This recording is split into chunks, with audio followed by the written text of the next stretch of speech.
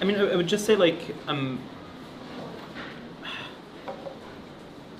as I should, you know, the Of government really took away from me things that are.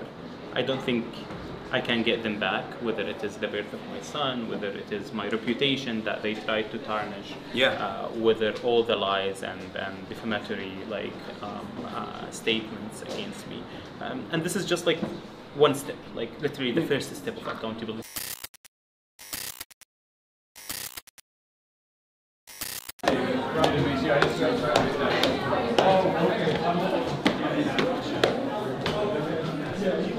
It's back here, right? Hi. Hey, how are you? Hi. What's going on, guys? How are you? Hasan. Sam. Hasan, nice to meet you. What's up? What's up? Hi. Hey, Ali. Hasan. Hi. STEM stuff. Hasan, nice to meet you. Hi. Big boy. My man. All right.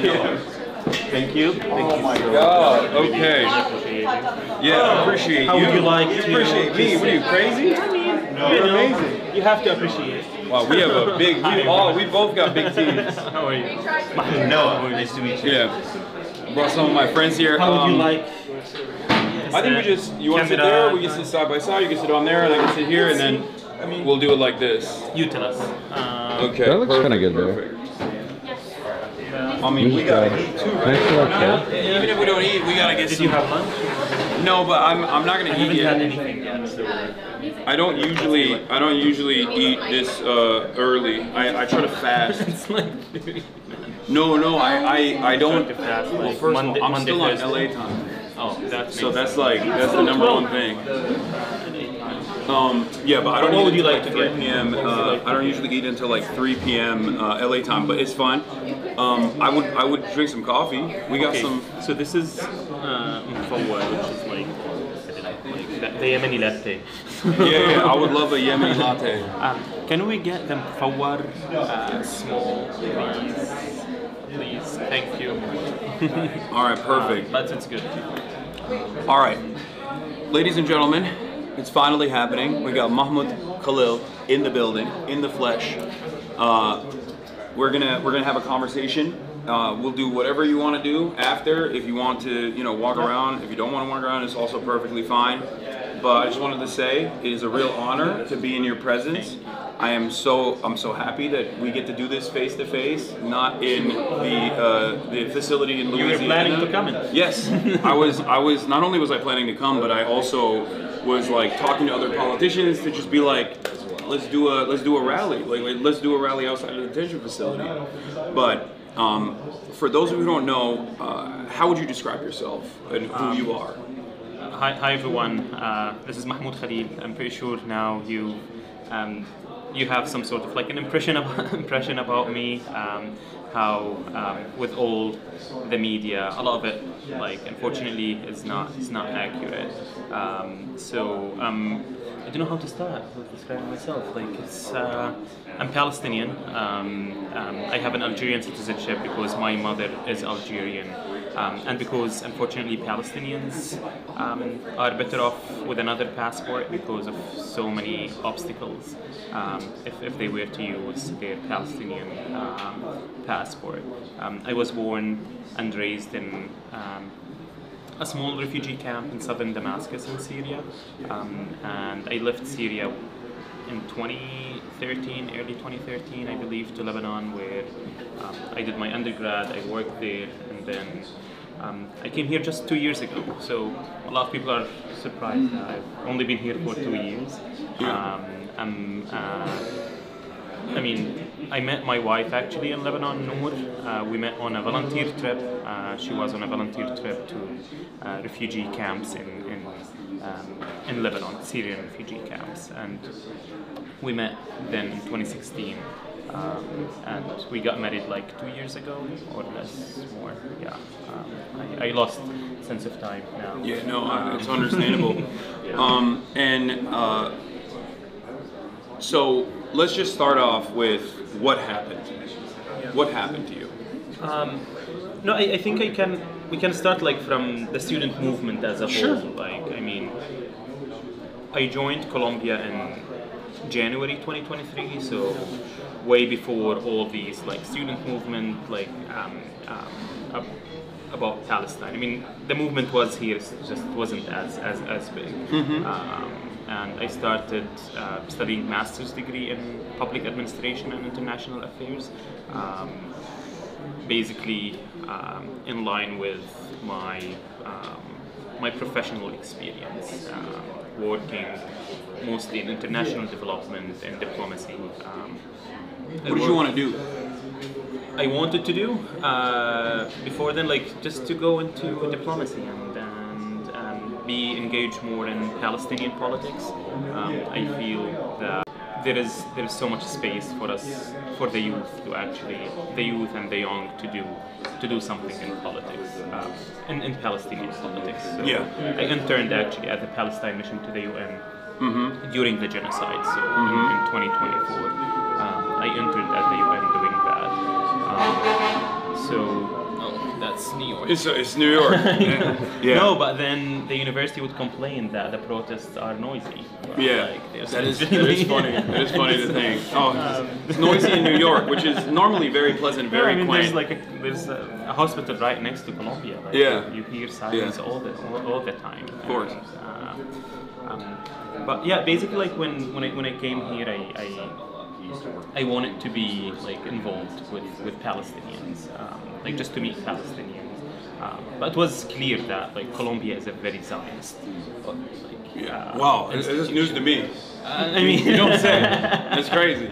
No. I mean, people like sort of like turned to Colombia after October, but like since ever, Colombia is a Zionist, has been a Zionist or like institution. A lot of intractable ties to Israeli projects, whether it be having, I believe, like a sister school as well in Tel Aviv, but then also the issue of divestment. It seems like is always considered a no-go zone for many college administrations, but especially one like Columbia, where it was reported that a bunch of alumni and even other people from New York that might not even be related with Columbia, but cared about Israel quite a bit, were in group chats talking about what to do with students who were speaking out. In Colombia, of course, as you know better than anybody else. No, it was a group of billionaires. Like, I believe the Washington Post broke the story. Like literally a group of billionaires trying to conspire against like kids. Like this is what I would say. Like like a lot of the students protesting here are like 17 to 22, and you have all these billionaires, Bill Ackman and his likes, like literally conspiring against them. One of them saying like they would, I think like push $50 million like to against the students, and another one meeting with Eric Adams and promising to give him money for his campaign if he agrees to send the police to campus. Counterterrorism unit. Yeah, and it's literally like, I mean, it's just like, it just gets to me, like you don't need all of that. It's kids with moral clarity, with a conscience. Absolutely, and very courageous. And actually, this is very good, like to mention, like now on the media they say like, oh, Mahmoud Khalil is the leader or a leader of the protest. And to be honest, like if you want to put me in that category of a leader, then at Colombia there's at least 500 leaders. Who have done way more courageous things than what I've done. Way more. Like I wouldn't, and one of the reasons I was at a point chosen to negotiate on behalf of these students, because I'm more pragmatic. Like I can meet you like in the middle, so sort of like we wanted that flexibility in negotiation, because like you want to have that. Thank you. Oh wow. Okay, thank you so much.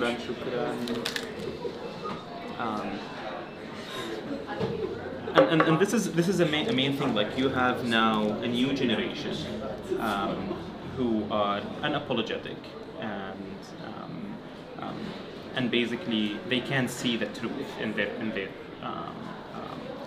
their eyes. Like no one needs to tell them like, oh, it's a complicated conflict. It's not what you think it is. But now, like, this new generation has awakened, and that basically, and this is where your question originally was, like, what happened to me, like, the student movement pushed.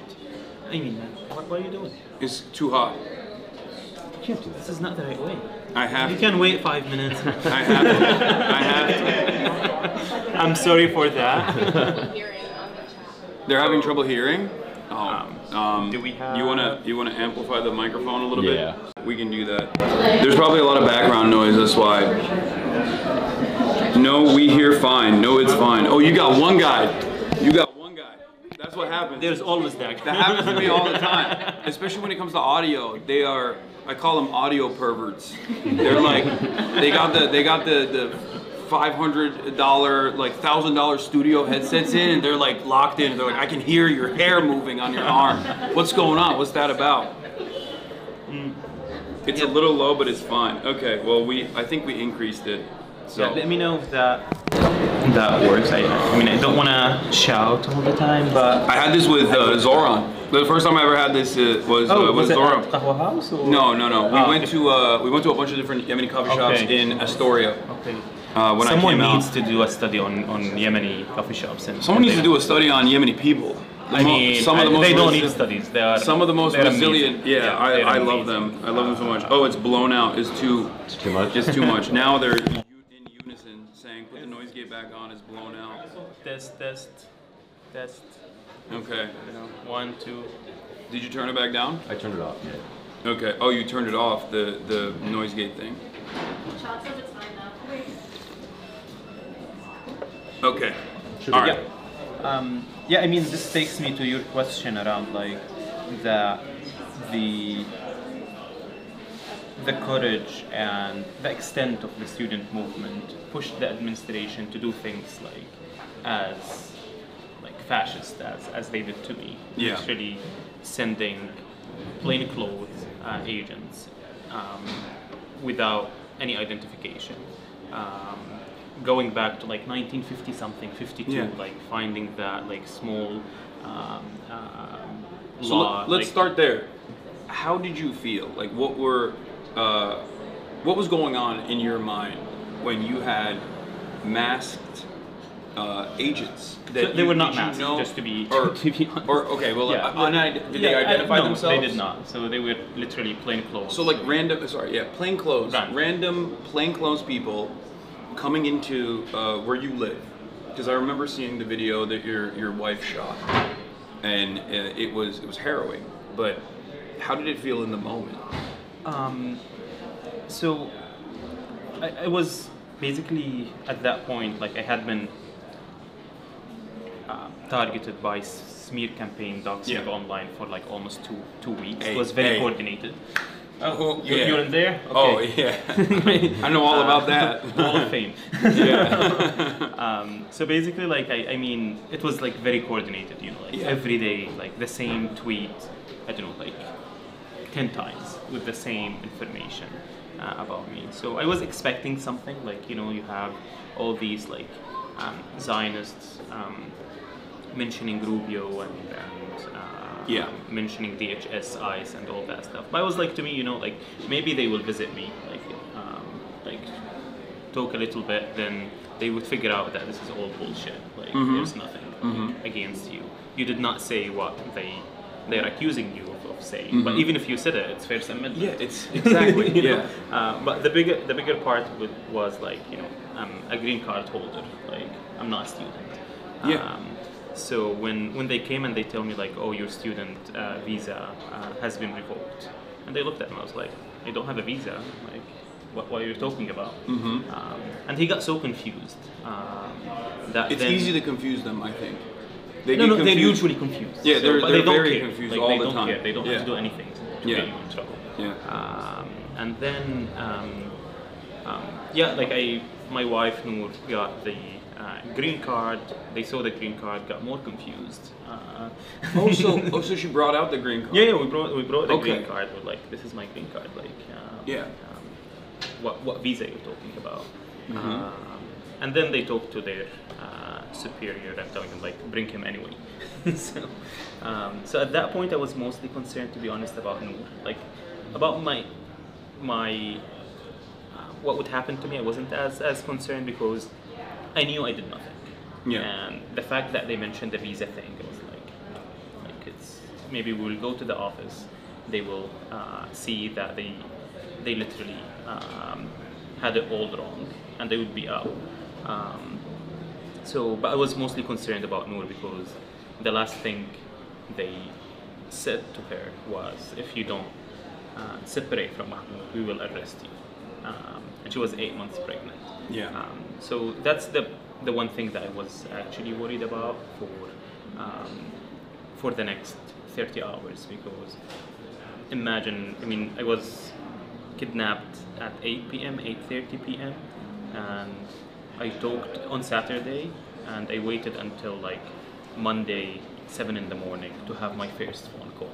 Yeah. So for 36 hours or more, hours, I did not have any opportunity to talk to the outside world. Yeah. You know, they took me from. I mean, usually I'm chill. I'm not sure if the video showed. Like, I'm usually chill with. You look super cool. Yeah, I mean, because I did nothing. Like, why would Yeah. they be No, I understand, worried? yeah. You know, like, and I was so chill, and it's fine. I mean, because I'm also used to getting. You know, these secondary investigation, like at the Yeah. border, like Of course. most of the times when I come in here, like I would go to have a 30-minute interrogation with an officer. So I'm used to that. Like I'm totally. Have you ever done a DHS trip where you send a petition to the Department of Homeland Security and they legally have to tell you like why they stopped you, but they can give you. I mean, I did that when I got detained. Yeah. What did they tell you? Nothing. They took I had a global entry, which I thought was already interesting because I didn't even think I would be able to get it. Yeah. But then I got it, and then they took it away from me without telling me why. And I mean, I still have the card. Your name is Hasan. Yeah, I still have the card, and when I got detained, I did that DHS trip thing, and they were like, "Yeah, sorry, it's just, you know, it's gonna keep happening," pretty much. Yeah, because they can. Because for Yeah. them, they can do whatever they want, and this is what should scare everyone. Like, not immigrants, not those like undocumented or not citizens. Like even citizens should be scared. Of course. Of this. So they took you from your home, and they expeditiously immediately moved you from state to state in a matter of 24 hours. So actually, like in 6 hours, I was already in New Jersey. Mm-hmm. Yeah. Then I spent like 6 hours in New Jersey. Then they took me to JFK. Then to Texas, and from Texas back to Louisiana. So, I mean, the whole trip, like over 24 hours, and no contact with the outside world at that point. Nothing. Like they would refuse to tell me anything. Like what's happening, all of that. But I can see them. Like one of the escorting officers like was Googling my name and reading articles about me. So I was like, what happened? Because at that point I did not know that Rubio said all these like stuff, or Trump had already tweeted the White House. So the first time I hear any of that was 2 days after the fact. And I mean the most difficult part of it is like you're shackled, like as if you did, I don't know, something really crazy. And I did not know actually for the first 5 hours, I did not know what they are charging me with. Mm-hmm. Because they refused to show me the arrest warrant. Ended up like they did not have one. Was there at any point, like in the beginning when they were apprehending you, did it feel like, I mean, are these like actually members of law enforcement, or are these just like random thugs? You know? Yeah, I had that thought the very beginning before I got into their office at Federal Plaza here. But then that was repeated when I got into I got to Louisiana because they would take me from one car to another. Yeah. It was, I think, 12 in the night, and they would take me from one car to another shackled. So I'm like, maybe they are, but they are not. You know. So that was like very, very scary. To be like they wouldn't tell you like where you're going. So even when you ask them, they wouldn't tell you. You're just expected like to follow them, like come with us, not to where, just come with us. Like I knew that I'm going to Louisiana when we boarded the plane. Yeah. So imagine that. It's terrifying. Yeah. Especially to happen in America. I mean, yeah. Like I have thick skin. I grew up in Syria. Yeah. I grew up under such regimes where they use, mukhabarat and intelligence. Yeah, of course. Officers, plain clothes, all of that. But for that to happen here in America, supposedly respecting rule of law. Yeah. So that's actually interesting that you brought this up, because I'm from Turkey. There's similar protocols in Turkey as well, not to the same extent as like Assad or anything, but there's a lot of political persecution for speech. People get arrested for being a political dissident, and they get shipped away into a prison facility in Silivri. And I think this is there is this notion, like I came to America in 2009, and when I came to America I had this idea, this understanding of America from the outside. I had been to America before, but the notion that like there's an American dream and all of the stuff that I had seen in television and in the movies, I thought, this is the land of prosperity. I was not, I was very aware of American imperialism, of course, as everyone is, especially in that side of the world. But there was this theory, this idea that I had in my mind that did not meet the reality that I was experiencing. I very quickly found out, for example, how expensive healthcare was. When I was in an ambulance after an accident, and the bill came, and I couldn't believe it. I could not comprehend that. But I never felt like we would get to this level of violent apprehension over speech, something that virtually all Americans cherish and defend, something that even, I would say, Republicans care about as well. It's not, for a lot of Americans, they don't just consider this like an opportunity to be able to say hateful things and slurs, but also a formative part of the American experience. And that there is still some semblance of justice, there's some semblance of rule of law in the criminal court proceedings. Do you feel like your attitude has shifted now that this happened to you? Yeah, I mean, I absolutely had a similar impression and understanding of what America is before. Yeah. I mean, there's always the Palestine exception, though. Of course. Like that's. I mean, we thought it's only like to certain things, but like the Palestine exception actually goes into every corner of American institutions and public discourse, unfortunately.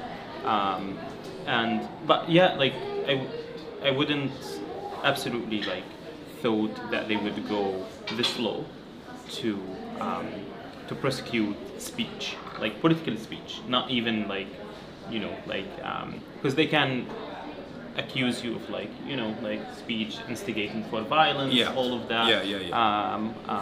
But they did not even do that. Like they said, it's basically about my speech for Palestine. And this goes like how, and I think I connect it in my mind to how strong the student movement, but also the Palestine movement as a whole in this country, that would push the establishment to come up with fascist policies to curb this speech.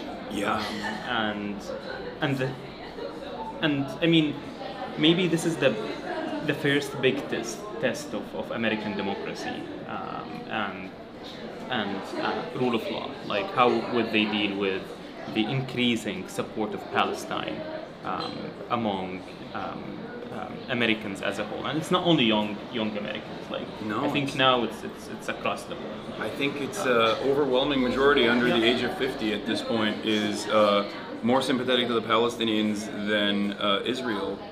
And that is a testament to the student movements. That is a testament to all of the movements that have taken place. It's a testament to the resilience of Palestinians in general and the courage that they've demonstrated in spite of being victim to a genocide, to be able to communicate the violence that they experience. And I mean, look, I've been an advocate for the past decade of my professional media career, and I never thought that I would see this much unconditional support to a very obvious injustice that's unfolding in front of our eyes. Let me ask you about that actually, because I want to get back to the Jenna facility in particular, because you wrote from the detention facility, but do you feel like there has been a major shift in attitude? How have you received this? It's very major because the injustices against immigrants have been happening before my arrest, Yes. and for a long number of years. It's just like the public was not aware of that. It's just that Trump brought it to the surface because Trump loves to show off, like Yeah. see how cruel I am, like him and Stephen Miller and his puppets. So I was shocked that there is such detention centers in the United States, and it's very similar to like having Guantanamo in Cuba, or sending people abroad, because basically these centers are a black hole. No one knows what's happening inside. No one cares actually what's happening inside, because for them these individuals will be deported. Yeah. They wouldn't have the legal or the financial means to sue us, or to actually challenge the detention in court. And Congress members also don't care because these are not citizens. Who cares about them? Yeah. Who cares about them? But it's literally like inside Gina. If you want to work in the kitchen, you get I think $4 a day. So it's like, I don't know, $50 an hour. Yeah. It's literally slavery. Like, Yeah. That's how these private prisons are making profit. And I'm not sure if people actually know that every detainee costs the government inside like $140 every day. Yeah. So the government is paying $140 for every detainee. To a private corporation, to a for-profit prison. Exactly, just to make money out of. Yeah. That's why you see And they now. have quotas too.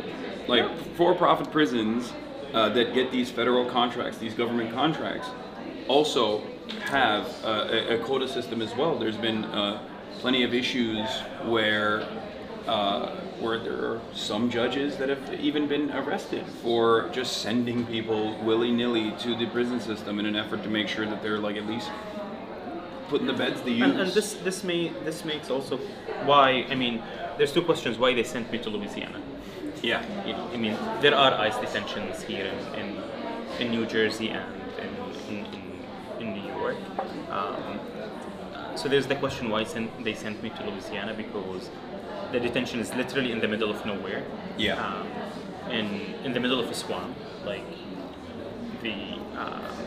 no one can reach you. I mean, when my lawyers wanted to visit, it took them like half a day just to arrive in Louisiana. But also because there are so many empty prisons there that they wanted to utilize for immigration enforcement, and which is the more important in my case, because they sent me to Louisiana because they can guarantee the outcome of that legal system. Yeah.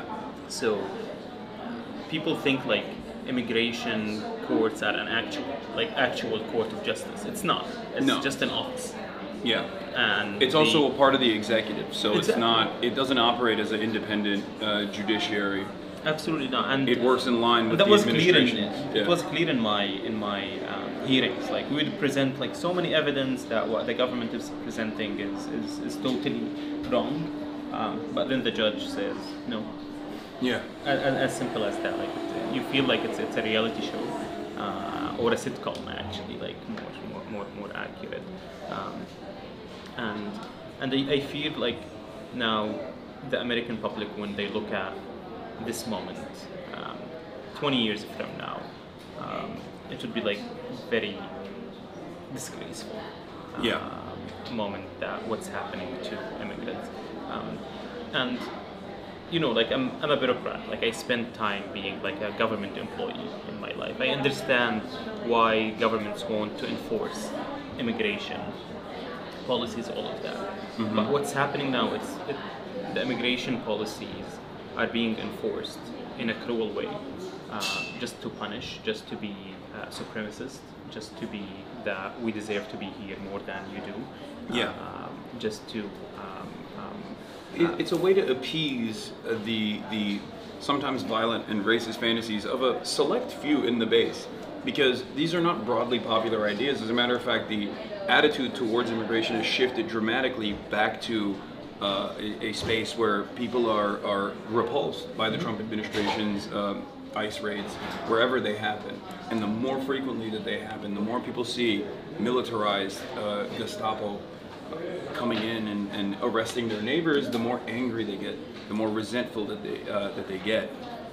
And now the attitude has swung dramatically in the opposite direction, more than ever before. But that's why, like, you should abolish ICE. Like, for sure. You shouldn't have like half measures like around ICE. Like, ICE should be abolished. Yeah. Because it's a relatively new agency. A lot of people forget it's a post 9/11 invention. Exactly. The Department of Homeland Security, people think is has been around. It's about 20 years old now. Yeah. 2004, I think it was created. But also now, like, ICE is acting as armed militia for Trump. Yeah. Literally armed militia. That's why now they have a budget of an army. Yeah. To do things without a warrant, without anything, because unfortunately, like, they did not like the American public historically did not care about immigration policies, laws, all of that. So it was always controlled by the executive. Yeah. And that's why everything bad is happening through the immigration process. I mean, there's a lot of things bad happening somewhere. In general, yeah, but yes, immigration enforcement is used as the primary mechanism to advance the wishes of the administration, no matter how cruel, no matter how ridiculous they may be. Given the way that immigration enforcement has operated in this country in perpetuity, there's a severe lack of legal limitations. Like, a police officer can't do a warrantless search and seizure, but technically ICE, in the way that they operate, are in a legal gray area. Technically, they can. I mean, they literally broke into my building. Yeah, exactly. They broke into my building, and yet they got away with it because in ICE, like, they can just follow someone into the building. Yeah, cops do that too sometimes, but but also they cannot show a warrant arrest warrant. Like, it's just bizarre to have, and they don't have body cams. Yeah. So, like, and they are law enforcement agency. They don't even have the body cam. So they act in total impunity. And that's why they're getting away of all these outrageous like conducts and incidents that's been happening. So, talk to me more about a facility. You say, how do you say it? I think Gina. Yeah, but you say it like it's a facility. You say it in like almost Arabic. You say Jannah. Gina. Yeah. Gina. Gina facility. How did you spend your days there? I mean, I was spending like my time with over 70 men in the same dorm. Like, not that I have like my own room or cell. No, like the 70 people are over 70. Like, I say, like, it's at a minimum 70, more than 70 in this dorm. and I mean, you'd spend your time mostly like listening to people's stories, a more just heart-wrenching story after another. That was like a big part of my day, because time really passes very, very, very slow when you're on the inside. And if it's a weekend, it's like literally torture, because on the weekend, like there's nothing happening, things move slowly. So there's, yeah, I mean, just talking to people. I would have some time with my lawyers to talk about my case, and basically supporting other detainees with their letters, motions. A lot of them, they don't have lawyers. They don't know what kind of rights they have. So I would have, you know, like every day, an hour or two, just talking to people about their cases, writing, drafting on their behalf, requests to ICE. Because the level of, because when you get there, no one tells you what your rights are, like, or if you have rights. I mean, technically you're supposed to have rights. They do, yeah. Yeah, no, they do. I mean, even a court, but no one tells you that, and no one is enforcing that you have a right. I had a person from Georgia.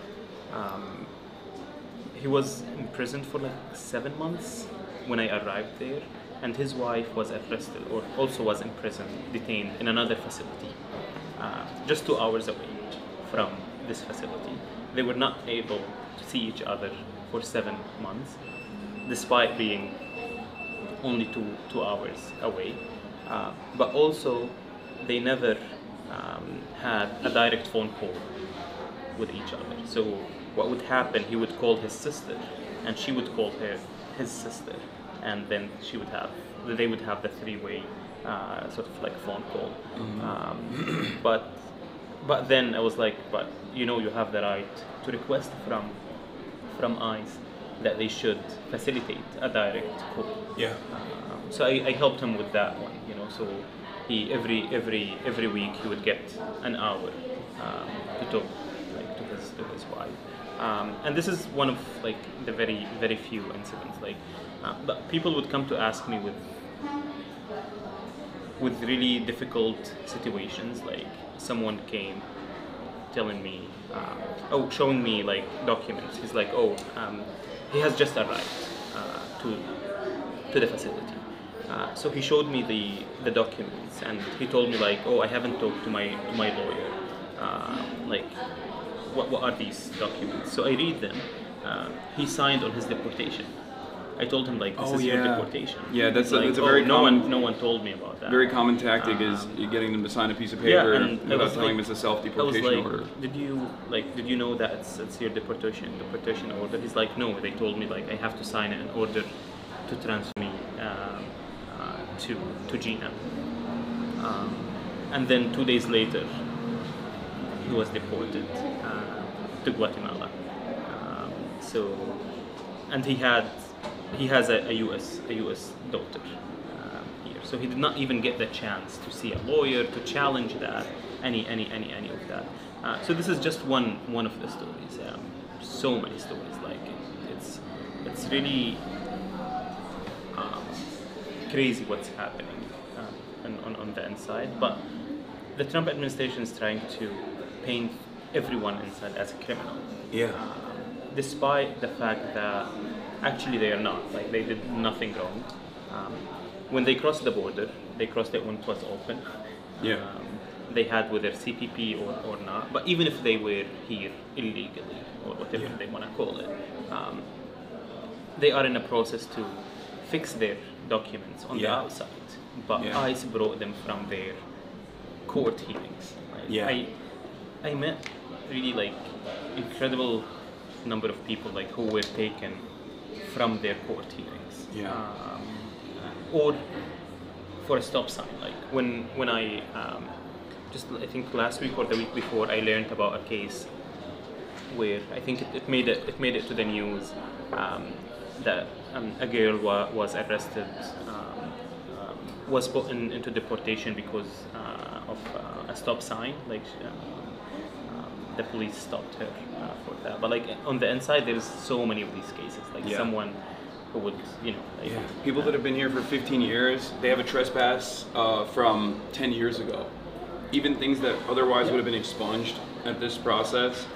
People that have paperwork issues.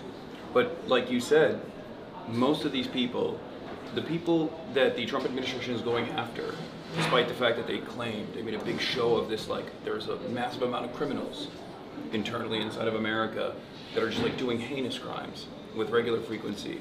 They have a quota, like, when they have the quota of 3,000 people, and then every other day they tell you, today we apprehended this killer or whatever. Yeah. But it's like 1 out of 3,000. Yeah, so, and the person that they apprehend is not actually the person that they apprehend.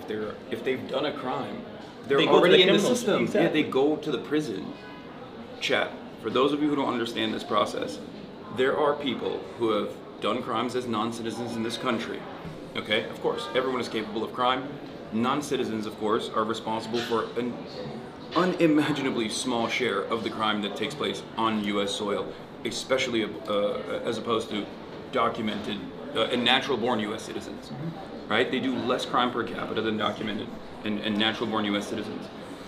And when an undocumented person does a crime, especially like a violent crime, they do not get released. They go through the system, they get properly prosecuted, charged, convicted, and then they're in the prison system. Or sometimes they're even deported, depending on what they've done. What the Trump administration is doing now, in an effort to boost their numbers, in an effort to make it seem like they're actually doing this like massive deportation scheme to appease these racist monsters in the base, is to go after people who are collaborating with ICE. Because there are a lot of people whose status is deliberately kept in limbo, in legal limbo. And those people are actually checking in with ICE with regular frequency. They know exactly where they live, they know who their children are, they know where they work. And then ICE will go to the immigration courts that get their direct orders from the Trump administration to basically either create like this paperwork issue, or to deny continuing their immigration applications.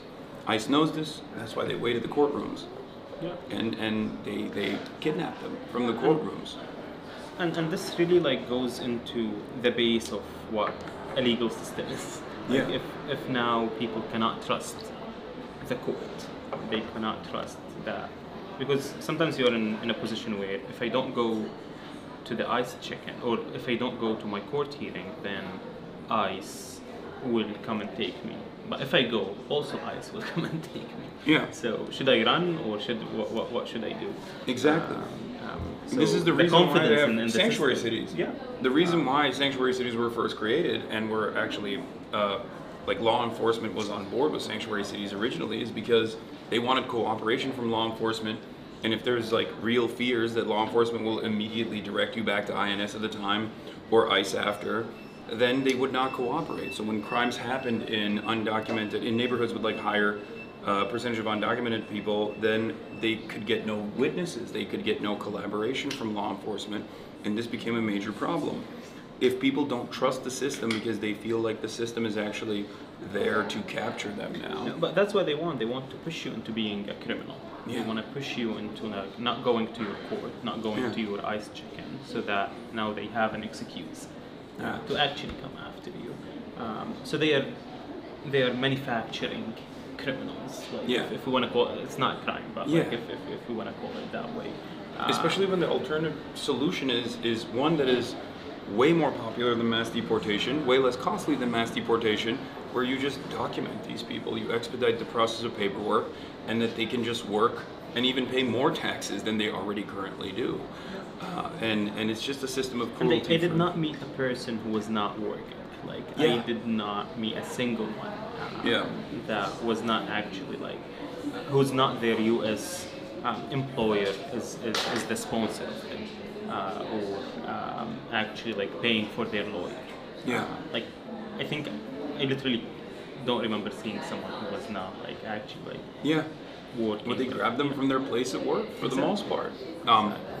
it's a heinous system, and that's one aspect of the immigration enforcement. But the other aspect of the immigration enforcement that we've seen with your case in particular was also a direct violation of the First Amendment. So they basically weaponize the immigration system to suppress speech and freedom of speech. Because as you said, like if I did a crime, if I committed a crime, they would have taken me to the criminal Criminal system. court system, yeah. Exactly, but because I did not do that, Yeah. nothing that I did was a crime in any way, they weaponized the immigration system toward that. And it's not happening to me alone. Like it's still happening now to others, whether it's about Palestine, whether those who are speaking up against the draconian immigration policies. So it happened in the past, and it's continuing to happen now. One of the most insidious ways that this administration, I've talked to a lot of other journalist friends of mine about this as well, because I got detained by Customs and Border Patrol coming back into the country. Obviously it was nothing in comparison to what you went through, 104 days of being locked away. But in the interrogation process, some of the questions that they asked, and I'm a natural born U.S. citizen, some of the questions that they asked pertain to my commentary. They knew full well what I speak on, whether it was like the contextualization of militant resistance against imperialism, whether it be against Israel or America or any other country, as a matter of fact, but they were specifically lasering in on Israel. But the really scary thing that I noticed was when they ask you questions that are actually actionable, right? Because at first they're doing a prodding operation. They just ask you like, oh, what do you think about Hamas? What do you think about Israel, right? And whatever. I was just like, State Department has designated Hamas as a terrorist organization. I just kept repeating that over and over again, right? But in the second part, they start asking you like, have you given money to Hamas? Have you given money to Hezbollah or the Houthis? Which is, laughable. It's impossible to do, and illegal, right? But one of the questions that they also had in there was if I had actually communicated with a member of Hamas, which is not illegal, and especially in my line of work, is conducted by many journalists, right? Like people who have actually interviewed people, like Jeremy Scahill, for example, who routinely talks to the leadership and releases reports on Drop Site. And I think that there's always been an attempt by every single administration, Republican and Democrat alike, to muddy the waters between material support for a terrorist organization, which means offering training, logistics, direct money, arms, things like that. That's what constitutes material support, technically, in the eyes of the law. And I think now, I believe there was a case where lawyers were considered to be offering material support a couple years ago, and now they're trying to push it past the limit where speech could constitute material support, which directly contradicts the First Amendment protections that every citizen and non-citizen alike is supposed to have by this administration. It's all just to suppress speech. It's all because they're also trying to mud the water between what's a pro-Hamas and pro-Palestine. What is an anti-Zionist and anti-Semite. They're trying to conflate between all of this, so it's easier for them to come after you just for the speech and the thoughts that you believe in. It's literally like they are policing our thoughts, policing our speech, so that they police the way we live, because they're control freaks. They want to control you in every aspect. In the Palestine context, they don't want any criticism to Israel and its crimes, and America's complicity in these in these crimes, and they're doing it in a way where they're clearly overstepping previous boundaries. It's unpopular, it's broadly unpopular, and the very reason why they're doing it is because discourse has shifted. This is what I was trying to ask you about. Do you feel like on the Palestinian plight, do you feel like you ever thought that it would get to a point where regular people on the street, especially over a certain age, white people, people named Deborah and Barbara, being like, oh yeah, free Palestine. I always believed in that because I know that it's a righteous cause.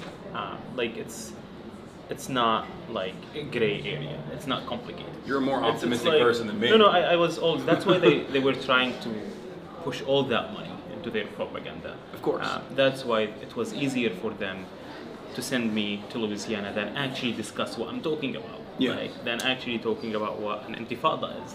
What talking about like divestment from Israeli companies and institutions, what apartheid is. So it was for them easier to cancel me than actually engage in the speech, and that's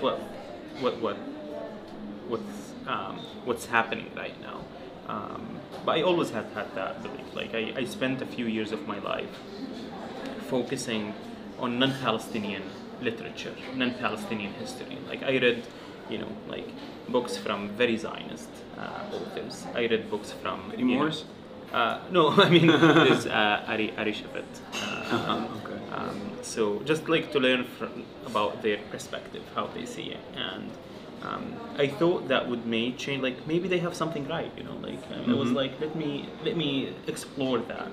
What was your conclusion? No, my conclusion is like no. That made me like more firm in my stand that actually it is like clear that what Israel is doing is colonization, is supremacy, and I'm not going into apartheid because apartheid and it's all like part of the the base, which is like you're talking about the root cause, exactly. the ideology of Zionism, exactly, which is a ethno-religious supremacist ideology that requires the extermination of the population that is not in the in-group. Yeah, no, I mean I went into like talking with like into these threads talking to Zionists around like what Zionism is, because for them you hear that like, oh, Zionism is self-determination of the Jewish people, which is okay, great, like I support self-determination to any people around the world. Then it goes into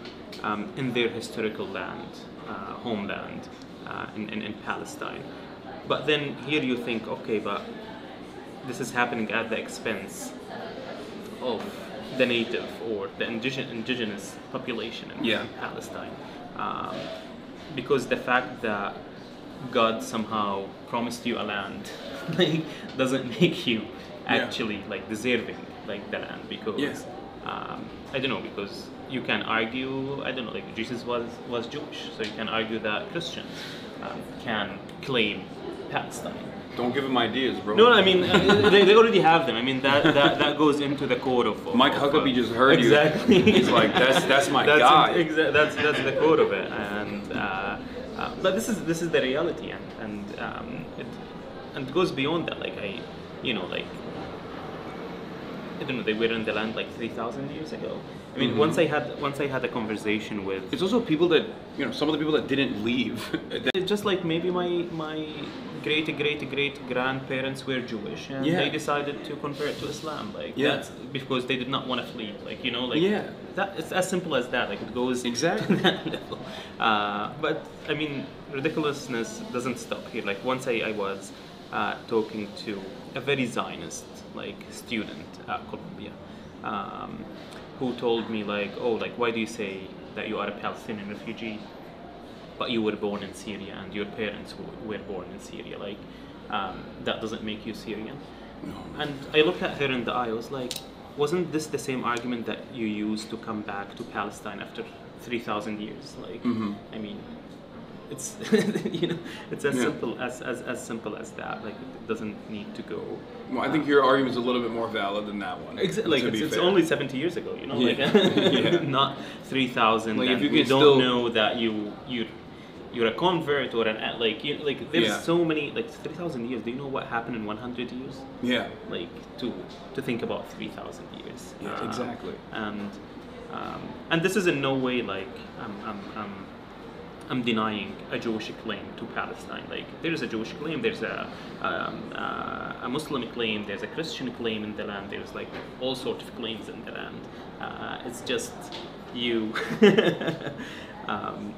You have, like now we live there. Like we did not came parachuting from the sky, and we ended up in Palestine.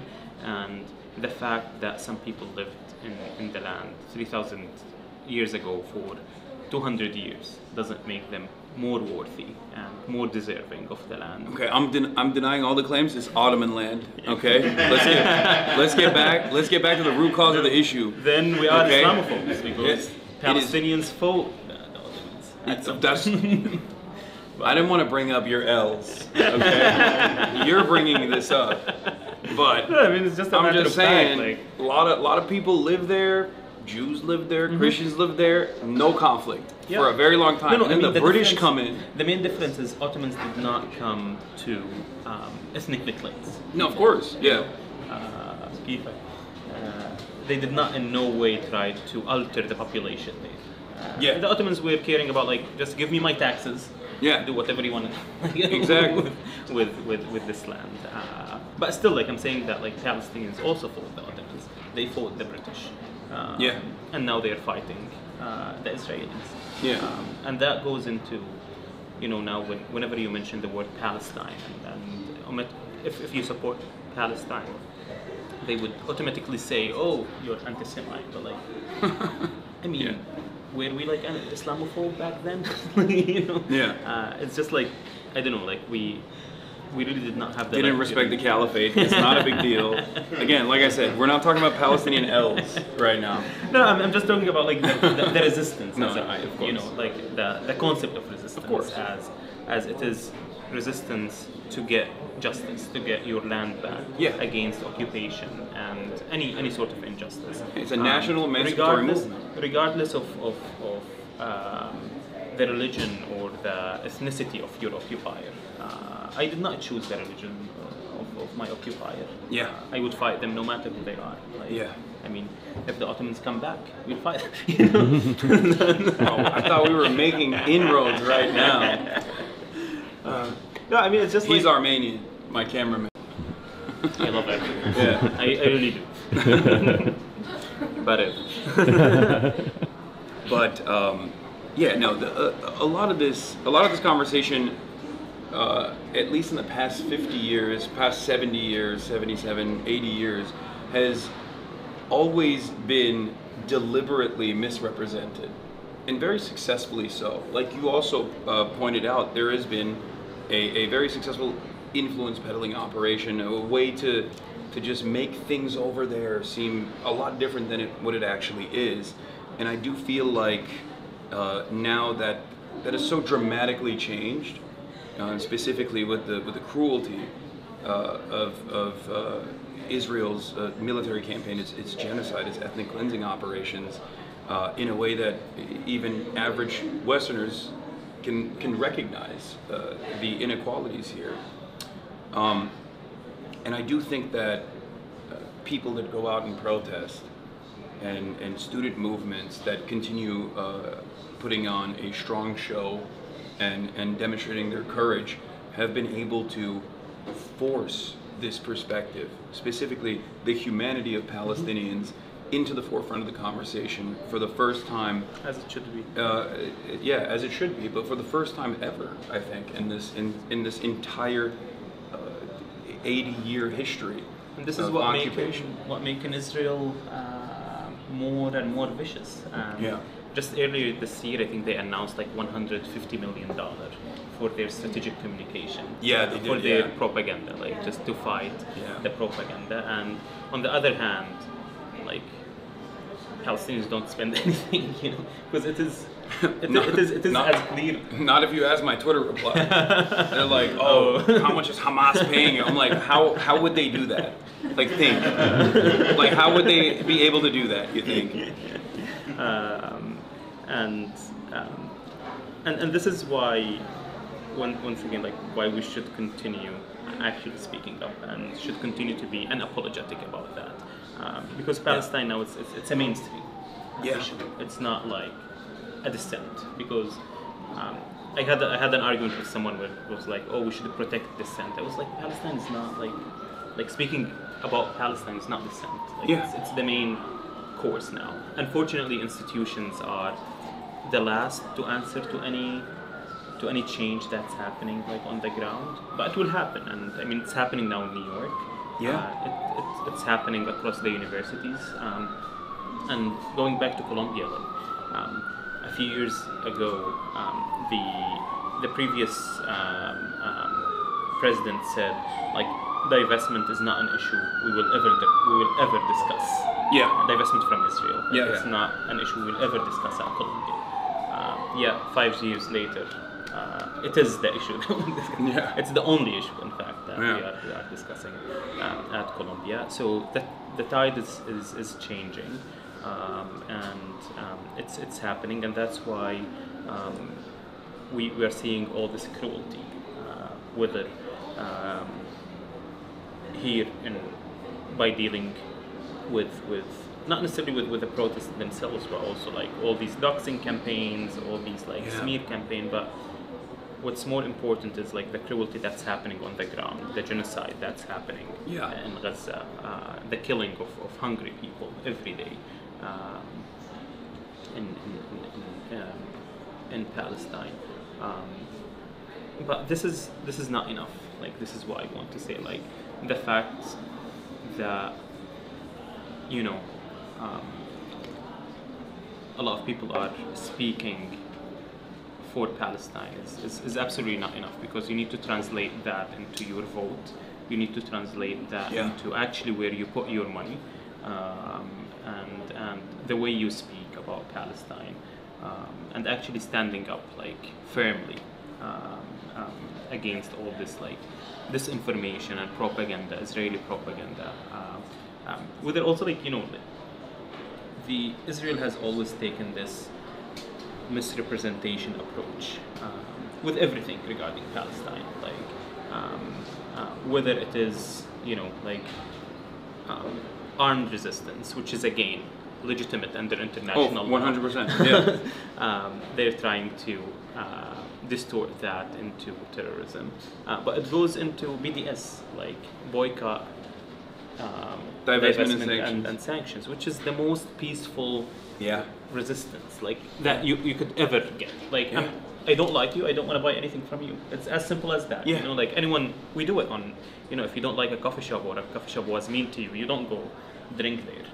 Like it's as simple as that. Israel. But if it's a business with ties to Israel, that's anti-Semitic and illegal, as a matter of fact, in like 30 plus states. Because this is what Israel is trying to do. They're trying to do. Oh, this is economic anti-Semitism. This is diplomatic anti-Semitism. And they're trying to just like weaponize anti-Semitism in a way, just to protect their crimes, and to continue kill people, and it goes into the chants that we're chanting, or the students are chanting right now. Like now the media is mad about globalized Intifada, or they can't even like pronounce it right. They say enchilada, infitada. Like I mean, just get it. I'm angry, but I don't know what I'm angry about. I get can't it right. say it.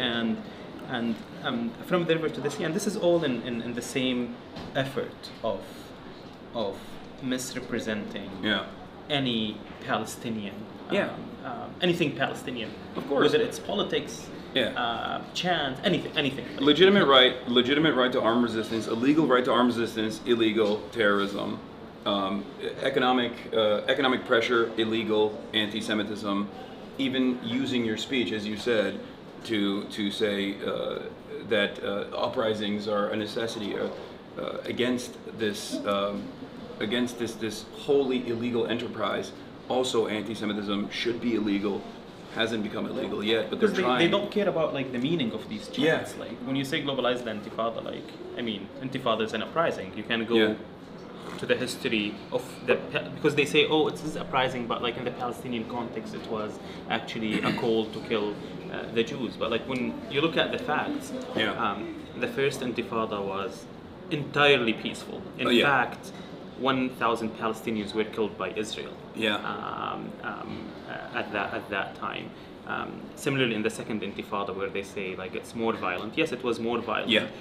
But at the same time, 3,000 Palestinian civilians were killed at the end of it, compared, I think, like to about 500 or 700 Israeli civilians. So even these like basic facts, they're trying to get them distorted, just to shut your speech. The same with from the river to the sea. You know, like the list can go on and on, but like for them, anything that's remotely supporting Palestine should be penalized, should be labeled as anti-Semite, so that we don't have to deal with it. You know, just it's anti-Semite. That's exactly what it is. It's a way to completely shut off the conversation, because it's impossible to have that argument. It's impossible to have that conversation within the adequate framework. If you were to look at this as a state doing violence to a captive population of indigenous people, all of a sudden, it doesn't look too good for Israel. Yeah. So that has been a very effective way to completely what is like a Zionist argument you would like, maybe they have a point? Nothing. I can't even think of a single thing. Let me think. Noah, you got one? What? You got a Zionist argument that you think is... Don't show other people in the... Sorry. The Zionist argument that what? That you think holds weight, like that you think was like good? No. Ever? That made you go, damn. Damn? But like you can... Steel like the classic ones, like, I mean, one that like they're trying to... Oh, you can show them? Okay. One that they're like trying to operationalize now, right, is like, oh, well, there's so many Arab countries, why don't they all just go there? 50 states in the United States. Yeah. Take them one, give them one. There's 50 states. You know, like, let's... New Mexico. Done. Sold. Yeah, Idaho. All bizarre. A lot of white people there. Wait, let me check the bag real quick, but you keep going. Yeah. So in the context of... I want to talk a little bit about Zoran. Yeah. Because we just talked about Intifada. This is the line that they're trying to use against. This is the line that they're trying to use against Zoran. Sorry. No, I got it. Don't worry. This is how it was at the DNC. No, to me it's just like go research. Like don't listen to me. Like now I gave you like a definition of what Intifada, but don't listen to me. Go research your Intifada and make your own decision. Like that's what I want people to do. Like just to research and learn. Yeah. No, but the reason why I was bringing that up is because with Zoran they tried to also do this thing where they were like, globalize the.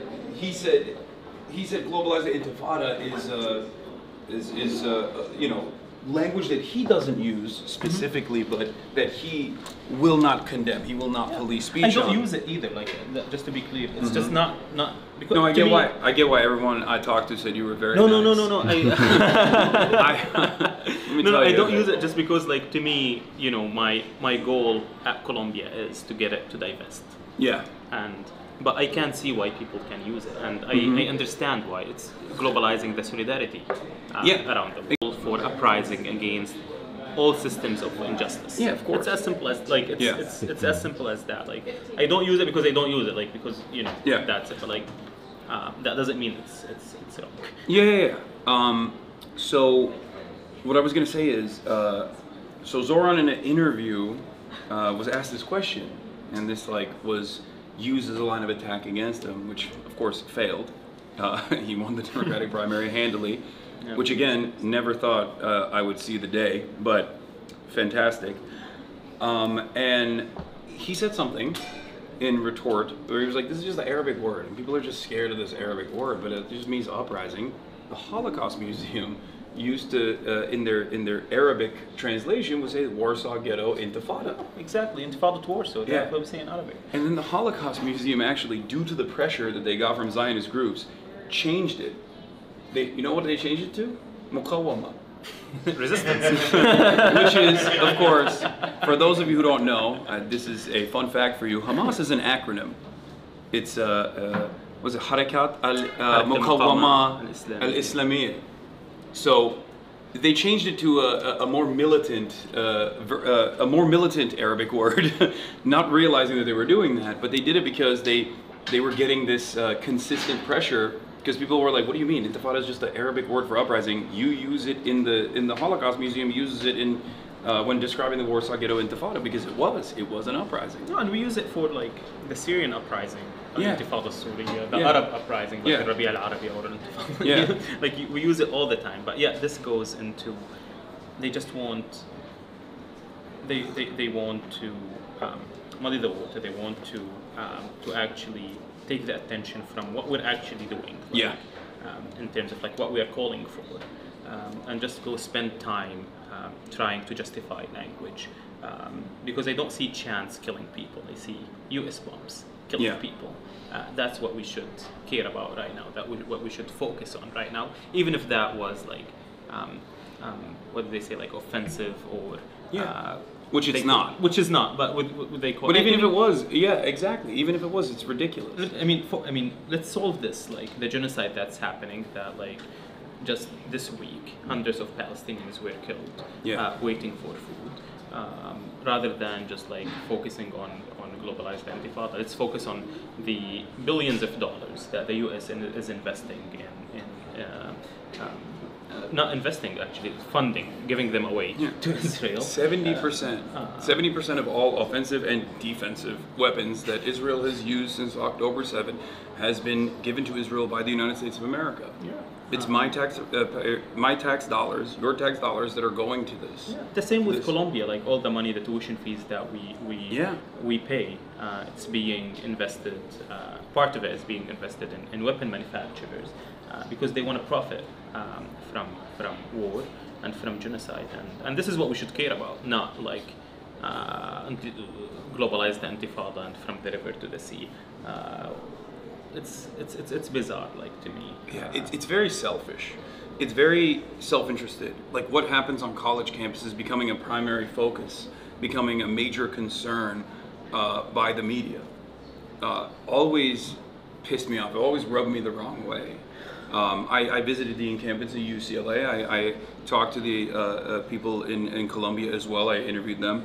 But in my visits, I saw that this was some of the best protest movements, some of the best organized protest movements I've ever seen in terms of messaging discipline, in terms of having like protest marshals, making sure that like infiltrators or agitators were not allowed to. And yet they were painted as violent, creating intimidating environment for Jewish students. Yet, like if you think about it, these students took a lawn. Like the lawn was literally like isolated from everything. Yeah. So like it can't get any less disruptive than that. Yeah. Yet you had Zionists, provocateurs coming, like literally coming, like filming people inside their tents. To dox them. No, not even that. Just to get a reaction, so they can have a 30-second video. Yeah. They post it on Twitter to say, look, these they are excluding Jewish students. Yeah. Yet Jewish students were literally like a big part of it. They had like a whole section, Jewish students, where they would host the Shabbat dinners, everything like in that. Like, and even these same students who claim they had safety concerns, like they would come and eat from the food in the encampment. Yeah. Like they had that audacity, like to do that. And, and if you look at it, like especially at Colombia, because I had more, knowledge about it, and I was there. The de-escalators that were there, like students would have like a training for de-escalation because they don't want to create any problems. Like, what we are protesting is Colombia's complicity in the genocide. We're not protesting against anyone, like any student, no matter who you are. But on the opposite side, you see these students literally harassing, intimidating, provocating for violence. With institutional backing. No, and the institution invites violence. They invited NYPD to come on campus, like, and NYPD themselves, they said, oh, they were peaceful. They were just sitting, but we were called in. You know, like that's part of it. Or if you go into like what they say, like Henshold, for example, where students took over a building, and they say it's an anti-Semitic incident, but like, I mean, they did not allow me to go in. Like, I'm a student. Like, I'm a Muslim student. You know, they did not allow anyone to go in. Like, it was closed for everyone, and there was no classes. Yeah. The university was shut down at that point, and this goes into, you know, just messaging, how they're trying to just like change messaging in an abhorrent way, like a very abhorrent way. Yeah. And at the end of the day, they get the protection. In a very cynical way, and in a way that that actually breeds unnecessary enmity when you falsely conflate Judaism with Zionism, when you falsely conflate the interests and the actions and the ambitions of Jews all around the world with a state that is engaging in horrible, barbaric, criminal behavior, this repulsive behavior, genocide, the worst crime of all crimes, one that is so severe that a genocide in retaliation would not be just. That's how severe it is. And yet, even now, to this day, it feels like there are a lot of older people who think that this conflation is still successful when it's not, and it's actually a dangerous one that creates unnecessary tension against Jews in general. Yeah, absolutely. And what's being done in the name of the Jewish people is the scariest thing that would actually increase anti-Semitism. Yeah. And that's why. And it already like, is happening. To me, JVP and like Jews for Ceasefire groups, like Jewish groups supporting like human rights, are the ones actually combating anti-Semitism the most, because they are the ones going out and saying, you know, like, what Israel is doing in our name is not right. It's not in our name. They're doing it just for their own genocidal purposes, for their own colonial purposes, and I always say, like, when you have a rise in anti-Semitism, you have a rise in Islamophobia too. Of course. Because it's the same factors. Yeah. It's the same supremacists and the same racist people who just hate everyone. You know? And historically, that comes from a much larger group, which is oftentimes right-wing Christian fascists that are the ones who go and, you know, spray paint synagogues with the swastika or do the Islamophobic attacks in general as well. So I think that's a reality that a lot of New Yorkers are obviously aware of, which is precisely the reason why all of this, like, Zoran is an anti-Semite stuff just didn't work at all. They use this label because it is a really nasty label. Like, no one wants to be labeled anti-Semite because we knew what happened, like, to Jewish people throughout history. And they're using it just like so. Everyone would say, like, oh no, I'm not anti-Semite. Like, you know, like, that's why they're trying so hard to conflate anti-Zionism with which is Zionism is very racist. Like, I can't tell you how racist Zionism is. Like, for someone to think that they are superior to others, that they are more deserving to others, just because God somehow promised them something. And I'm not sure if you know, but like historically, like Zionism was actually labeled racism by the UN. Oh, I did not know that. Yeah, it's the only. You can Google it now. Like, the only UN resolution that have ever been rescinded was Zionism is racism. But this is the truth. Which is the truth. But that happened in the 70s. But then in the 90s, because of the peace process, the Palestinians, like, it was one of the conditions for Oslo, like, for the Palestinians to rescind this resolution. So it was cancelled. And in the UN history, this was the only UN resolution that was ever cancelled. That's crazy. So they want us to wrap this up soon. No, but we're fine. Mahmoud, we pushed CBS. Oh, you did? Oh, Okay. damn. Yeah, so that you. Oh, okay, perfect. Yeah, I had. Damn, don't feel too bummed, bro. You're like, No, oh, no, CBS. good. Damn. It's like, I'm stuck I'm with with this guy. Hasan. I'm stuck with this guy now. This sucks. Yeah. Okay, cool. Now that we bumped CBS, shouts out. Not entirely. So. We don't want to Yeah. So they're probably watching this too. Yeah. So I mean, not is, only them. I'm there is another thing that's happening recently, and I don't know if you care to discuss this, if you want to talk about it, but you are suing the government for your detention. Is there anything you want to say about that? I mean, I would just say like as I should, you know, the Of course. government really took away from me things that are. I don't think I can get them back. Whether it is the birth of my son, whether it is my reputation that they tried to tarnish, whether all the lies and defamatory like statements against me, and this is just like one step, like literally the first step of accountability that I will be seeking They against took away your freedom. everyone who contributed to this injustice against me. So it's $20 million or an official apology from the administration. Okay. And this, of course, the official apology would include ultimately like the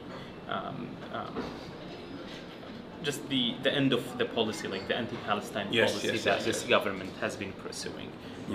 So this is basically, and yeah, I need them to pay because Trump made it very clear that he only cares about money. Like he made it very, very clear. He's like, I only care about money. And this is like to talk to him in a language that he understands. Although I know like this money wouldn't come out of his pocket. Unfortunately, it's coming from our pockets, like from taxpayer money. Better that which than is, another Patriot missile. or the billions of dollars that. But I don't think it's just about money. I think what you're saying is like, or at least my analysis of this is that if there isn't some kind of repercussion against this by someone who now has this platform, who has this attention on them for a severe injustice that was done, then the administration feels powerful enough to get away with emboldened, it. with that. No, I think it's like I want perfectly them valid. to pay back, like, or just like for them to feel that, like, you know, the heat, because I'm hoping that this wouldn't be the first case. Like I'm hoping that other people around the country would bring up like cases against the injustices that this administration is inflicting upon people, whether again citizens or non-citizens. Because You also asked for He mentioned that. I asked for an apology, and this money that if I get it, like, will be used to actually support the communities and the individuals who have been targeted by the administration and by Columbia University, because there is something that's not being said enough.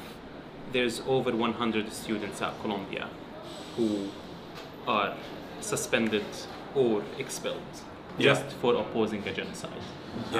And this is unfortunately not making it like to the media. Like Columbia University is literally penalizing and criminalizing students for their freedom of speech.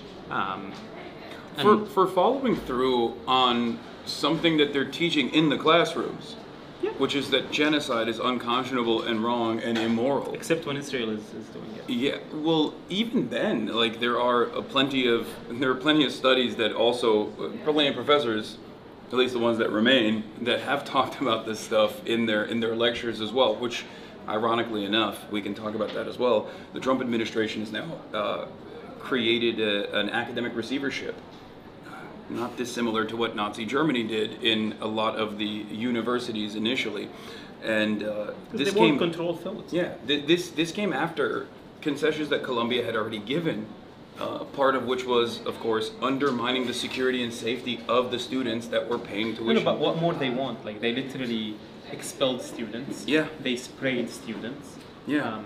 They expelled professors.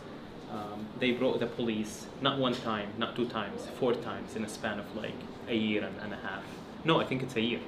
Not even a year and a half. In a span of a year, like 4 times. And historically, Columbia only brought the police or called in the police once in the 60s. Yeah, and that was like commemorated. And so literally, and Colombia pushed like a very Zionist narrative, like a very pro-Israel narrative, Yeah. to the students, and defying like student safety. Yet that was not enough to the administration, because the administration does not care about like student safety. Yeah. They don't, because if they care about student safety, they would have banned like guns and like especially Yeah. from campuses, or like they don't care about like anti-Semitism. Or would have kicked out a professor that recently was suspended or left Columbia University. I will not be naming them. Very shy individual. A menace. I've heard from so many students at Columbia, like first-hand testimony. Yeah, but Colombia emboldened such figures. I mean, they made them figures. Yeah. Let's say that, because like, Sex and Colombia appeal. knows it. Like in private, like when I had these meetings with the administration, and they would raise like I would show them, like, see, the students are threatening like the protesters, these Yeah. like provocateurs. They are like doxing the students online, and they say, yeah, we know, but we can't say anything online. Yeah. We can't issue a Yeah. statement, because their line their line publicly was that there is threat to Jewish safety. Yeah. But the Jewish students who were actually under threat were the pro-Palestine Yeah. Jewish students, who one of them got expelled for being an anti-Semite Yeah. from Colombia. Yeah, and Grant Minor too. Yeah, exactly. Yeah. But this and the same Columbia University that in the 30s sent a delegation to Nazi Germany, and when students protested this delegation, they expelled the student. Yeah. So imagine now, like, this university. At least they're consistent. I mean, they're consistent in their stupidity and just caring. I mean, Colombia cares about two things, like, and education is not one of them. They Yeah. care about their brand and their loans. Yeah. That's it. Yeah. We saw an example of this with Harvard as well. Harvard quietly capitulated to the administration's demands. They restructured their Middle Eastern Studies department and did a bunch of stuff in terms of quote unquote combating anti-Semitism on campus, right? Like all of this fake bullshit for a problem that was elevated to this degree that wasn't really about anti-Semitism at all. And then the administration still came after them. And then they said they were going to revoke grants. They said that, and they kept putting up this pressure until Harvard was like, okay, we have to fight back. This is ridiculous. Do you feel like there's any point where Columbia could have changed their trajectory at all? Do you feel like that's ever going to happen for Columbia? Because I feel like their institution's reputation is forever tarnished. I mean, there's always the opportunity to listen to the students, to actually go public, apologize for all the just the cowardness that happened over the last 2 years, to reinstate the students who were expelled, to actually divest the investments from companies complicit in human rights violations, as anyone should do. Like, why an education institution is investing in weapon manufacturers? Like, you care about education. So there's this chance that Colombia should do.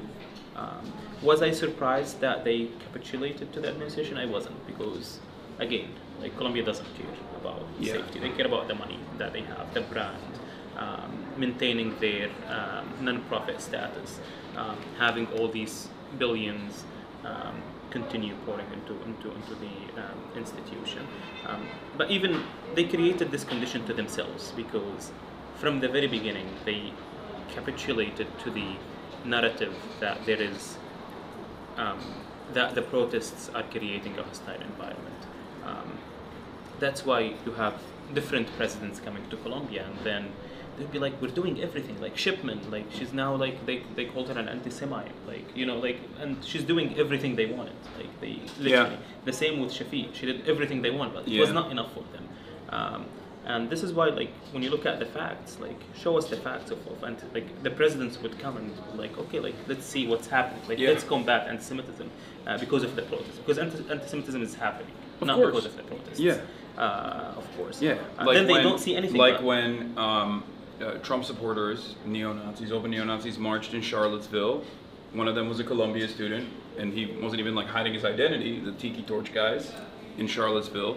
And Columbia allowed that person to do remote student work to graduate. That wasn't an issue at all at that point, because that's not the type of anti-Semitism that matters. The real anti-Semitism that doesn't matter to a lot of these institutions. Like Proud Boys were at the gates of Columbia. And we did not hear anything from them. Minouche Shafiq received like a lot of death threats. She told me that, like, she received a lot of death threats from right wing. But we don't hear about that, like, on the media. Like you say, like, it's only and this goes into one of the main structural problems, or the main problems here in the discourse, which is what happened to me shows that, like, Palestinians are automatically dehumanized. Like, we should show our humanity. We should show that we are normal people. That we should only focus on the death of children and women, because, like, for some reason Palestinian men are violent. Like, we shouldn't talk about them. And we should ask ourselves, like, what got us here? Like, to have Trump use the word Palestinian as a slur, or Chuck Schumer. I'm not sure if that's I mean, an insult to Palestinians. No, that's what's so crazy about it is you see a lot of Gentiles that unconditionally back Israel, where they get to tell Jewish people how not Jewish people actually are, which I feel like it, under different circumstances, would immediately like rise to the level of anti-Semitism that even the likes of Jonathan Greenblatt, for example, would potentially call into question, and he's nowhere to be found on this stuff because he's too busy coming after people like myself. With the Shylock like comment that exactly that Trump did, but even with the same administration, like Rubio, Elon Musk twice. Called me like an anti-Semite, but then the next day he would call the Germany's like neo-Nazi AfD. He would defend. He defended AfD. Defend them, like he would call them, and like, it's insane, because if you think about it, I'm not sure if everyone knows what the charge against me is, but basically that I one of them, the Rubio determination, is that I undermined the U.S. foreign policy in combating anti-Semitism. But what's undermining, like, this policy of undermining, of combating anti-Semitism is U.S. unconditional support to a country that's waging a genocide under the name of Judaism, is actually supporting neo-Nazi parties, is actually meeting with Holocaust deniers here in the United States. That's what's actually that's actually creating anti-Semitism. Absolutely. They use it because it's convenient for them now. Well, even the IHRA definition, which even the person responsible for it says should never be applied in a legal setting, even though nobody cares, and they still try to do it.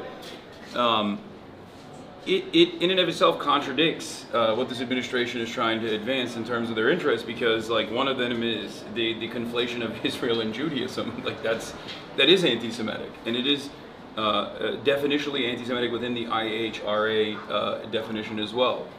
So that shows you that they don't care about anti-Semitism. They only care about, like, for sure, protecting. Oh, trust me, I know.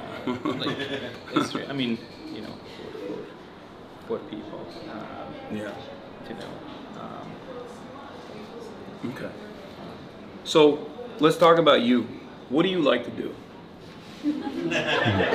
Other than this.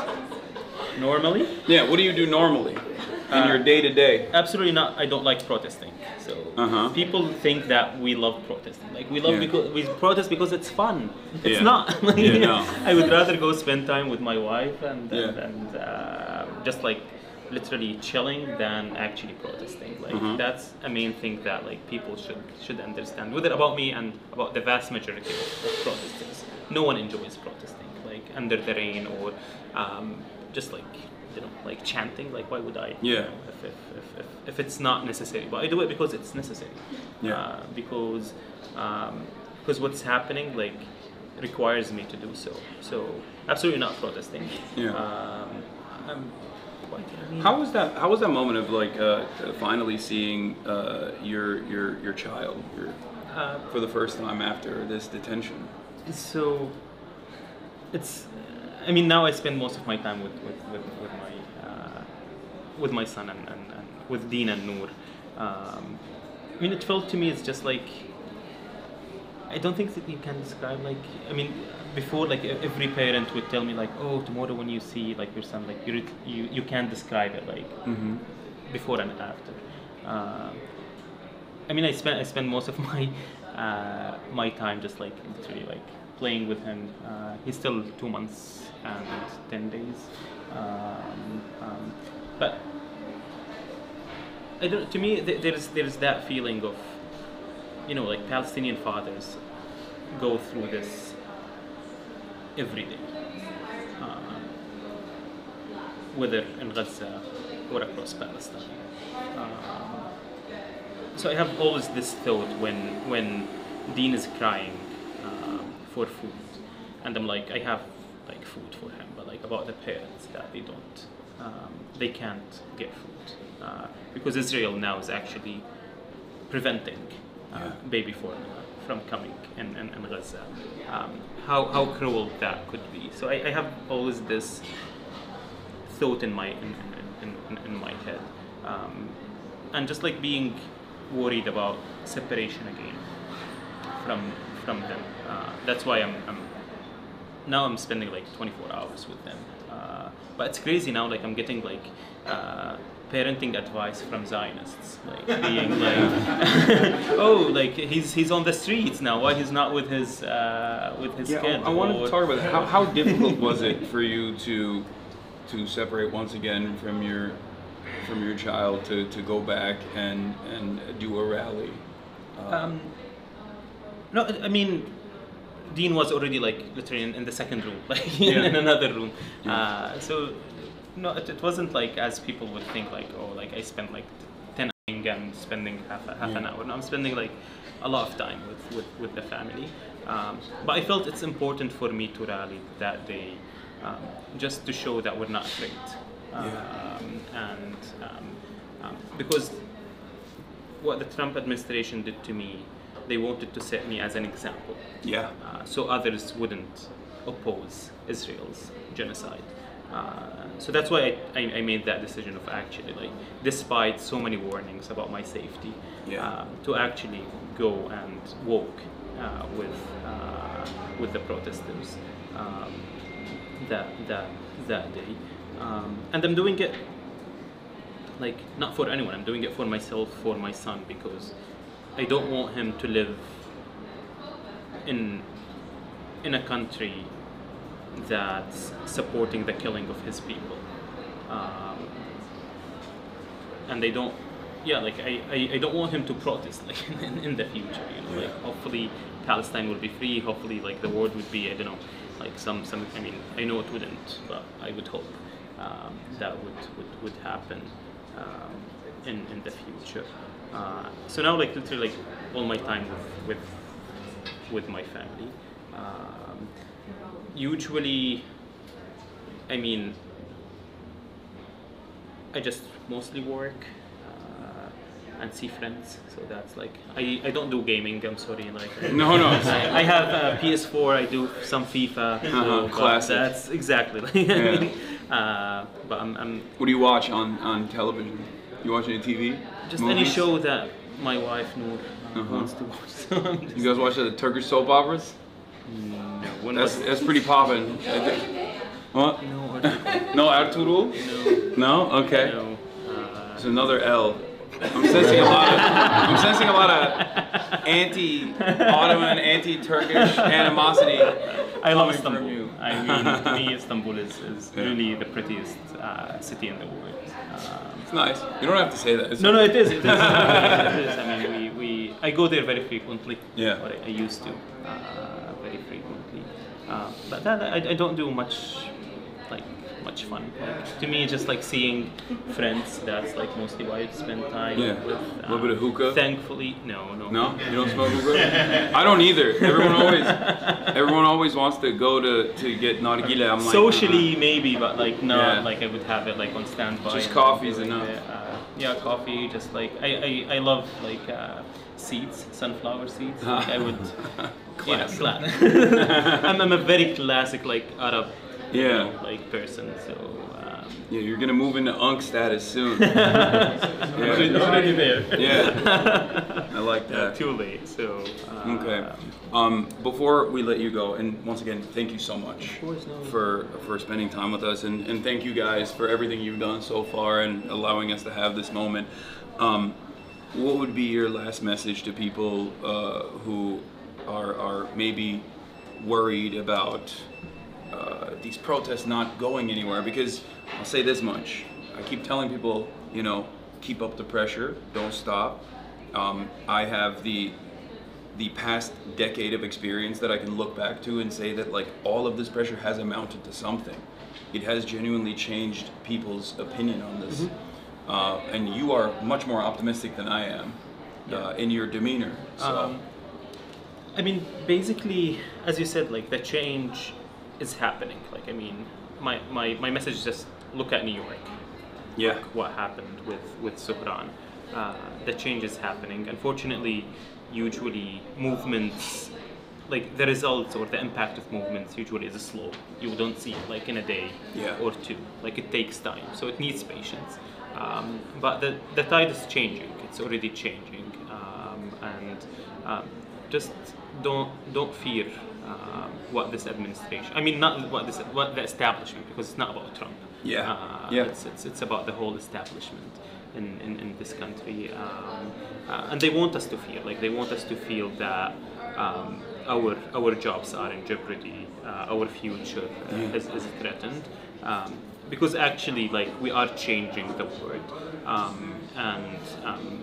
and we need to continue like mounting the pressure. Like we should continue to do that, and because at some point this regime of oppression and suppression will collapse. But you need this persistent pressure on it. So this is, I mean, the main message I have. I hope my stories is like some sort of gives hope to people, like not to fear authority. Because the moral cost of silence is much higher. Like I can't imagine myself being silent while my people are being genocided. Not only my people, any people are genocided. I did the same in Syria. Like it's not that like because it's Palestine. No, I did the same like in Syria, and like it's happening. We will win. I'm certain of that. Inshallah. Of course. Yeah.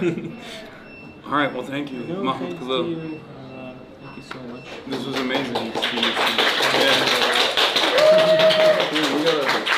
We got a crowd in here. Yeah. Do you want to try? What is this? I think it's cheese. I'll try it. Hold on. Cheese. Let me take the zin out.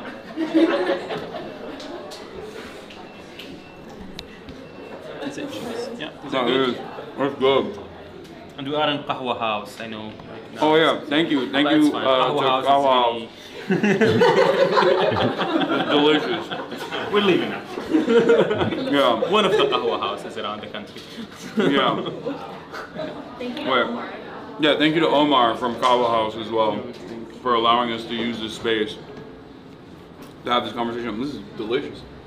I should have had it when I first came That's in. why I was like, yeah, let's come here. Yeah. What else I got here that's good? I mean, you should try their sweets. There's Khalil al-Nahl, like, what's Khalil al-Nahl? Oh, honey.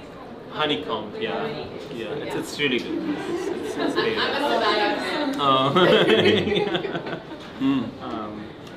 Were you about to have some of this? Because I had one. Okay. You ate myself, but it's fine. I will. Okay. All right. Well, thank you. What's next now? Where are you going? I'm gonna go back to my hotel, my base of operations, and go back to covering the news. Thank you so much. Well, Appreciate you. Thank you. Thank you for everything. Thank you. Oh, let's take a photo.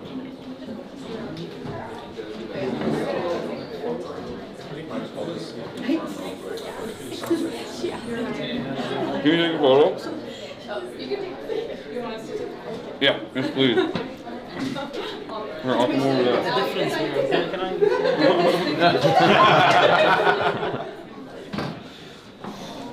Yeah. When oh. So you did the. We don't know how to say cheese in Turkish. No, we said painted. It doesn't sound good. Let me swallow. Sorry. All right, you can do it again. No, do it again. Now that I've swallowed. He was chilling. These two guys match. Would we be able to get a picture with the comms team? Yeah, let's do it. Which Yeah, camera? let's do it. Can I pee real quick? Yes, of course. You need to be, yes. Can I? Oh, yeah. Sorry. Yes. I'm gonna pee real You're gonna quick. get, I'll be you're gonna back. get mobbed. No, it's fine. I'm just gonna. Want to introduce myself? Noah Colwyn. Good. No, just wanted to say you're a big hero. And, I mean, I didn't do anything. It's just like. no, I got arrested with GVP protesting the Trump Tower. And, Thank you so much. That gave me so much hope when Really? someone told me about No, it. Someone I was in prison and they played the audio to me. it was like one of the most special moments of my life. I think about it, I know it takes a lot, like, to put your life on the line. No, it was nothing. It was an afternoon I gave up. You had a lot more to sacrifice. No, I was like, I had to eat Cheerios. I had to eat bad Cheerios for an hour. It could have been a lot worse. No, thank you so much. No, thank you. I wanted to ask if this is my. Noah's co-host. We make a podcast together. Brandon. I lived in Vietnam for a little bit. Years ago, Okay. yeah. Did you do the, like, protecting the community? I was working as an intern for a news organization, a local Palestinian news organization. So that that's community there is pretty bad. I know. No, still have a couple friends. All the settlers. Yeah, it's kicking up there as well. I'm glad I got to meet you. It's a real honor. It's my pleasure. I wanted to ask. Excuse me. We're going to be annoying and ask for a photo. Yes. Yeah, I mean, I appreciate it. Thank you very much. Get in, guys.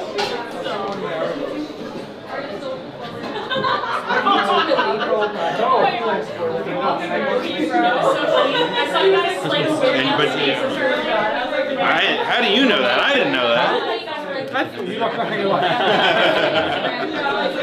That's true. I am better looking. Just like We can slide. I know Hasan's coming back.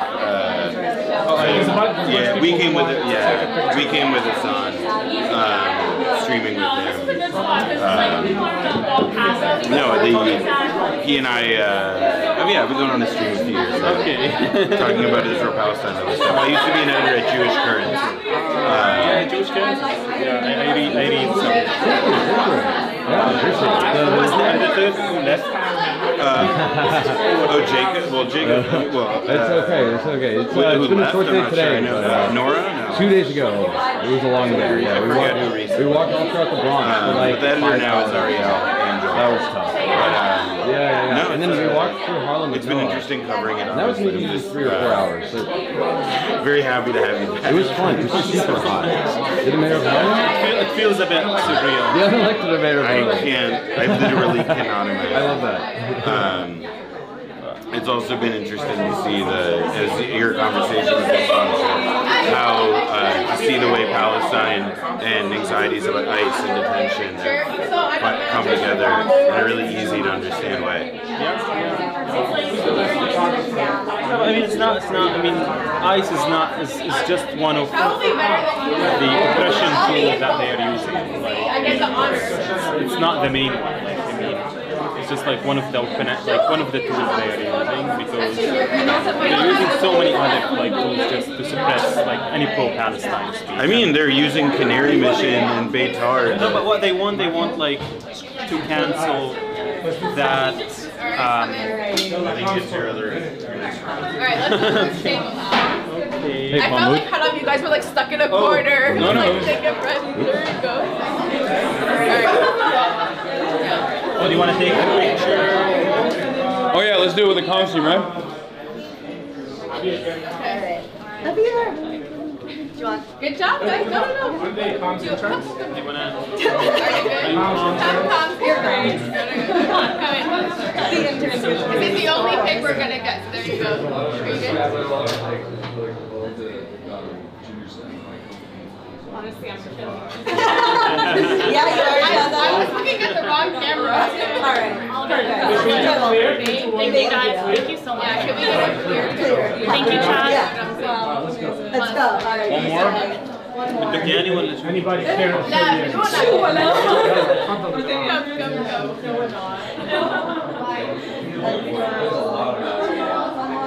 All right.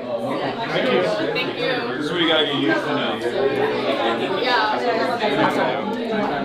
Yeah. I salute you for your courage, speaking up the way that you do. I also salute your parents. Oh, thank you. We got to talk about your CVP experience. Oh yeah. We will. Yeah, we'll when we're not streaming for sure. You should. We'll message. Yeah. Absolutely. Okay. We can go now. If you guys are trying to leave quickly, I can. Let me tell them. David, can you let them? Can you? We're gonna let you get out first. Oh, that's gonna be much harder because they're gonna wanna. There's a lot of people that want to take photos. I was saying like you can escort them out if you want. Yeah, and I'll just wait here. Okay. If you need tell us, will they be able to do it if we get him now? Yeah, All right, here. let's move you up. Okay, let's do that. We'll get. Because you take your time. No, yeah. Rob is gonna help you out. Help you escape. It was good to see you. Yeah. Whenever you're in New York, Yeah, just go now. you have a place. Yeah. Let me know. Yeah. Of course. Thank Thank you. you. Good to meet you. Thank you. Nice to meet you guys. What? All right, I'm gonna Yeah. go now. Yeah, I'm here. If you want to take photos, thank you so much. Yeah. Take care. Have a great day. All right, if you guys want to take photos, I'm here. You can take photos here. People coming up taking photos with you? Yeah. All right. I just want to. I was trying to get him to escape by throwing a cast of dispersion, but it didn't work. They're tunneled in. But yeah,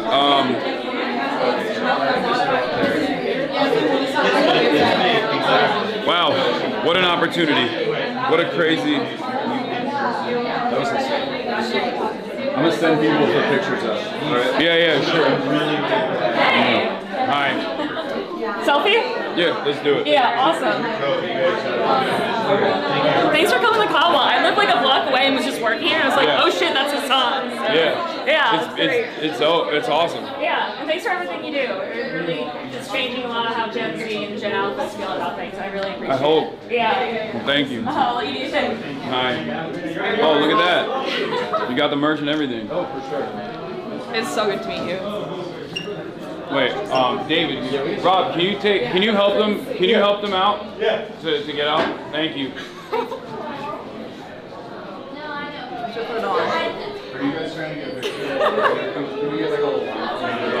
Thank you so much for everything you do. I watch you religiously. Thank you for watching. Yeah, it's amazing.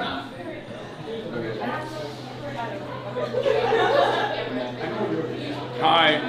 Hello. And also my older sister is super into Turkish stuff. Oh, hell yeah. Oh, yeah, if you could take a photo, that'd be great. Get a little closer together. Perfect. There you go. Thank you so much. Thanks so much. Nice to meet you guys. Happily. You're so much nicer than Grace. Yeah. Grace was yelling at people. Well, Brace was too nice. He was like, yeah, give me the phone. He's like, give me your phone. I want to look at your pictures. no, he literally was like, I would love to take a photo of you. Yeah. Bro, I've been chasing you since the Bronx, bro. Oh, damn. Okay, well, you found me. You're in my hood. There you go.